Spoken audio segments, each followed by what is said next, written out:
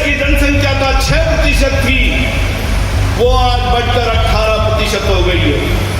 आप समझ सकते हैं कि ये जो 12% की वृद्धि हुई है, ये 12% की वृद्धि या तो हिंदुओं की घटती जनसंख्या के कारण या सिखों की घटती जनसंख्या के कारण मुसलमानों की जनसंख्या बढ़ी है।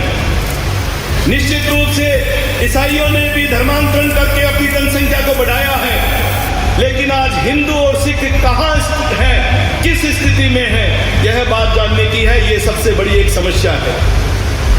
1947 में जहां मुसलमानों की संख्या मात्र 3 करोड़ थी, वो आज बढ़कर 33 करोड़ हो गई है। और जहां सिखों की और हिंदुओं की संख्या 40 करोड़ थी, वो मात्र 90 करोड़ है। यानी कि हिंदुओं की और सिखों की जनसंख्या मात्र 2 से 2.25 गुना बढ़ी और मुसलमानों की जनसंख्या 11 गुना बढ़ी। तो आप परिणाम जानिए कि आने वाले 20 से 25 वर्षों में उनकी जनसंख्या कितनी होगी और आपकी और हमारी जनसंख्या क्या होगी, देश की स्थिति क्या होगी। हमारी बहन बेटियां सुरक्षित नहीं होंगी, हमारी संस्कृति सुरक्षित नहीं होगी, हमारे मंदिर गुरुद्वारे सुरक्षित नहीं होंगे, हमारी संस्कृति सुरक्षित नहीं होगी, हमारी धरा सुरक्षित नहीं होगी, ये राष्ट्र सुरक्षित नहीं होगा।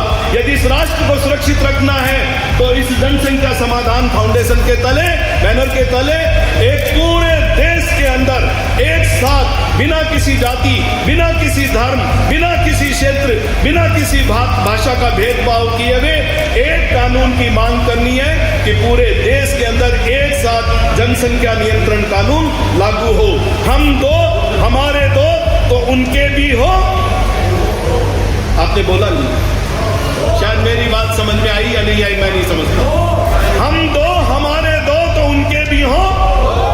तो आज आप ये बात जानने का प्रयास करें, अभ्यास करें। जितनी भी सरकारी सुविधाएं हैं, मैं आप ही के जिले का रहने वाला हूं, मैं यहाँ की स्थिति से भी भली भांति परिचित हूँ। लेकिन यदि आप जयपुर में जाएंगे, अजमेर में जाएंगे, अलवर में जाएंगे, भरतपुर में जाएंगे, कोटा में जाएंगे, हमारे इस क्षेत्र में मुसलमानों की संख्या कम है। लेकिन यदि उस क्षेत्र में मैं आपको कुछ ऐसे जगह का नाम बतलाता हूँ, आप रामगंज में अकेली हमारी बहन बेटी नहीं निकल सकती, जयपुर में शास्त्री नगर के अंदर हमारी अकेली बहन बेटी नहीं निकल सकती।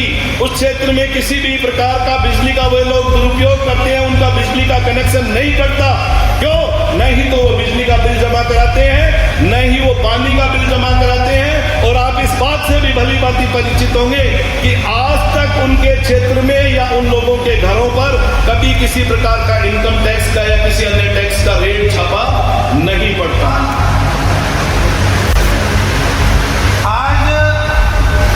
जनसंख्या समाधान फाउंडेशन राजस्थान की भारत माता यात्रा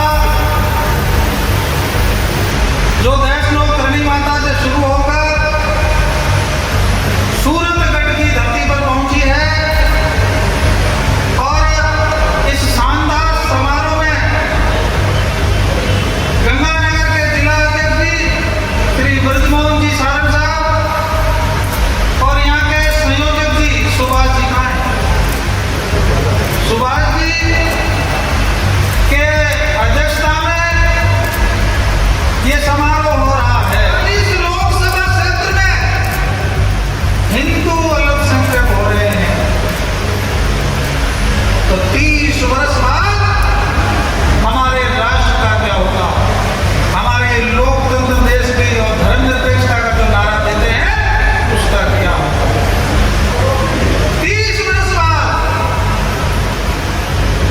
इस